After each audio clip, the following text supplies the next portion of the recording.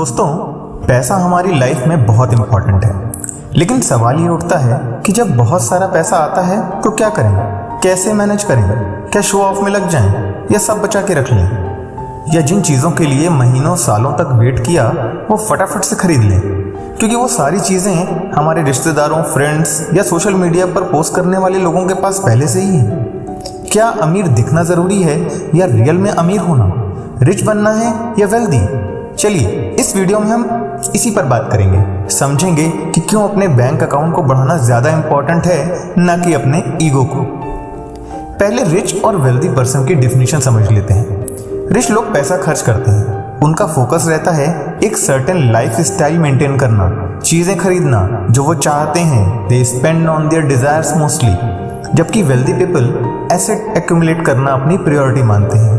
वो money hold करते हैं, न कि चीज़ों पर बस स्पेंड करते जाना जो कि थोड़े टाइम के लिए ही खुशी ला पाएंगी। ऐसा बिल्कुल नहीं है कि वेल्दी लोग स्पेंड नहीं करते, वो करते हैं उन चीज़ों पर जो ज़रूरी हैं, न कि बस शो ऑफ के लिए। एसेट्स वो होते हैं जो या तो इनकम प्रोड्यूस करते हैं या टाइम के साथ एप्रिशिएट होते हैं, यानी उनकी कीमत बढ़ती जाती है। बड़े बुजुर्ग कह गए हैं कि जितना तुम्हारे पास है उसी में गुजारा करो, जितनी चादर है उतने ही पैर फैलाओ, जितना तुम्हारे पास है उसी में खुश रहना सीखो, उसी से संतोष करो। क्या ये बातें हमें लाइफ में आगे नहीं बढ़ने देती, हमें ग्रो करने के लिए सोचने से रोकती हैं? हम क्यों ये खुद को दूसरों से, रिश्तेदारों से, फ्रेंड्स से कंपेयर करते रह जाते हैं पूरी लाइफ कि उसके पास ये है, उसके पास वो है, उसने ये कर लिया, उसने ये बना लिया, हम नहीं ले पाए, हम नहीं कर पाए। और जैसे ही पैसा आता है या कहीं से मिलता है, सबसे पहले हम अपने उस ईगो को सेटिस्फाई करने लग जाते हैं। इसे एक सिंपल एग्जाम्पल से समझते हैं। हम में से कई लोग जब नए कपड़े या नई गाड़ी खरीदते हैं तो हमें थोड़े समय के लिए बहुत खुशी होती है, हमें उस पर गर्व होता है, लेकिन जल्दी ही हम उन चीज़ों से बोर हो जाते हैं क्योंकि उन चीज़ों की आदत हो चुकी होती है। और फिर हम कुछ नया खरीदने की सोचने लगते हैं कि कब ये लाएंगे, कब वो लाएंगे। चलिए इसे एक आम इंडियन फैमिली के पॉइंट ऑफ व्यू से समझते हैं। मान लीजिए आपने हाल ही में एक नई स्कूटर खरीदी है। शुरू में आपको और आपके परिवार को बहुत अच्छा लगता है, सबको बहुत प्राउड फील होता है, लेकिन आपको लगता है कि आपने बहुत बड़ा लक्ष्य हासिल कर लिया है। लेकिन कुछ समय बाद आपके दोस्त जब एक नई बाइक खरीद लेते हैं तो आपको लगने लगता है कि आपकी स्कूटर पुरानी हो गई है, इसका लुक पुराना हो गया है, इसके फीचर्स पुराने हो गए हैं और अब आपको भी वैसी ही या वही न्यू महंगी बाइक चाहिए। आप फिर से पैसे जोड़ने लगते हैं, बचत करने लगते हैं या पहले से बचाए हुए पैसों को यूज करके आखिरकार वैसे ही नई बाइक खरीद लाते हैं। अब आपको बाइक के ऊपर भी गर्व होता है, लेकिन फिर आपके दोस्त, आपके रिश्तेदार कार की बात करने लगते हैं। अब आपको लगता है बाइक भी सफिशिएंट नहीं है और अब आपको कार लेनी चाहिए। किसी ने बड़ा घर या बड़ी कार या महंगा मोबाइल ले लिया, हम फिर उसी रेस में लग गए। पैसा जो बचाया था उसे यूज किया या लोन लेके कैसे भी अपनी उस अनवांटेड डिजायर को पूरा करने के लिए बस निकल पड़े। ये दौड़ कभी खत्म नहीं होती, ये साइकिल कभी खत्म नहीं होता। बिना सोचे समझे कि दूसरे की सिचुएशन क्या है, वो कितना कमा रहा है, उसकी लाइफ में क्या प्रॉब्लम्स हैं, उसकी अर्निंग कैपेसिटी क्या है, उसकी अर्निंग पावर क्या है, वो कैसे मैनेज कर लेता है। बस दिखावे में, कंपैरिजन में किसी से पीछे ना रह जाएं, हम निकल पड़ते हैं अपने ईगो को सेटिस्फाई करने। इच्छा ना होते हुए भी, नीड ना होते हुए भी जबरदस्ती बस खरीद लाते हैं नई चीजें, नई गाड़ी, नया घर। ग्रुप में या 4 लोगों के सामने हमारा शो ऑफ बना रहे, अंदर की हकीकत कुछ भी हो, लोन लेके करना पड़े पर करेंगे जरूर। पर क्यों करना है? वाई? क्या इतना जरूरी है? क्यों जरूरी है? वही एक दूसरा एग्जाम्पल लेते हैं। एक इंसान जो इन सब कंपैरिजन और ईगो को फेंक चुका है, इन सब से ऊपर उठ चुका है। वो जानता है कि लाइफ में कभी बुरा वक्त आया या इमरजेंसी आई तो इन चीज़ों का क्या ही फायदा, इन चीज़ों को लिक्विड मनी में भी कन्वर्ट नहीं कर सकते। तो अपने पास पैसा पड़ा होना चाहिए, अंत में वो पैसा ही काम आएगा। कोई मुझे आके दे नहीं जाएगा, ना कोई रिश्तेदार, ना दोस्त। तो अननेसेसरी ऐसे ईगो को क्यों पालना?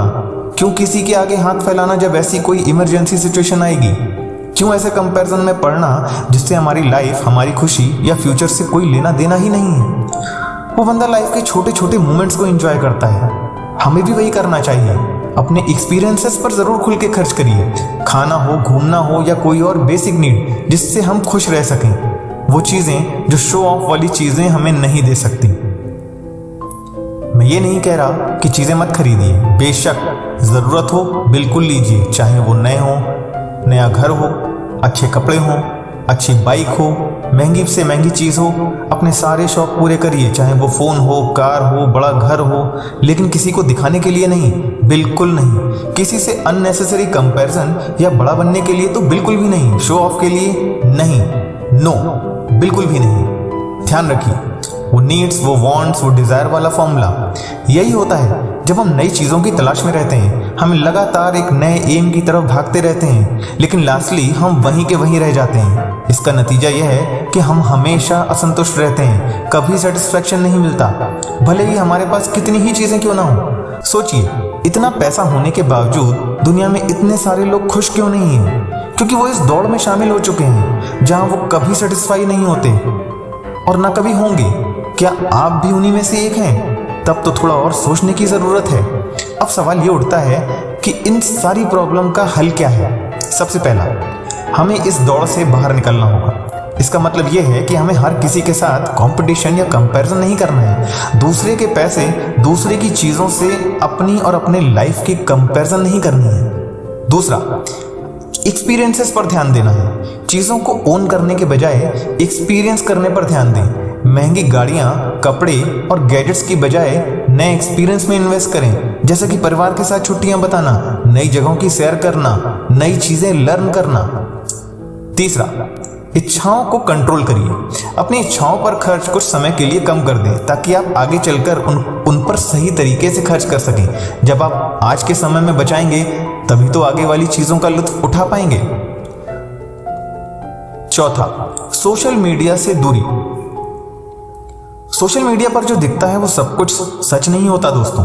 अपने जीवन को सोशल मीडिया के स्टैंडर्ड से मत आंकिए। मैं ये नहीं कह रहा कि सोशल मीडिया ऐप्स बुरी हैं या सोशल मीडिया प्लेटफॉर्म्स बुरे हैं, बस सिर्फ एक इस चीज के लिए थोड़ा सा दूरी बनाइए, या हो सके तो इग्नोर करिए, या उन बातों को ध्यान रखिए जो मैंने अभी इस वीडियो में बताई हैं, उसके फायदे और नुकसान। तो दोस्तों, असली मेरी यह है कि हम अपनी जिंदगी को सेटिस्फैक्शन और खुशी के साथ जिएं, दिखावा करने के बजाय और चीजों को ओन करने के बजाय अपने एक्सपीरियंसेस और अपने रिलेशनशिप्स में इन्वेस्ट करें। यही सच्ची अमीरी है। आपके लिए आज का सवाल, आपके अकॉर्डिंग असली खुशी किस चीज में है? अमीर दिखने में या अमीर बनने में? टू बी रिच और टू बी वेल्दी? अपने थॉट्स और अपने विचार नीचे कमेंट में जरूर बताइएगा।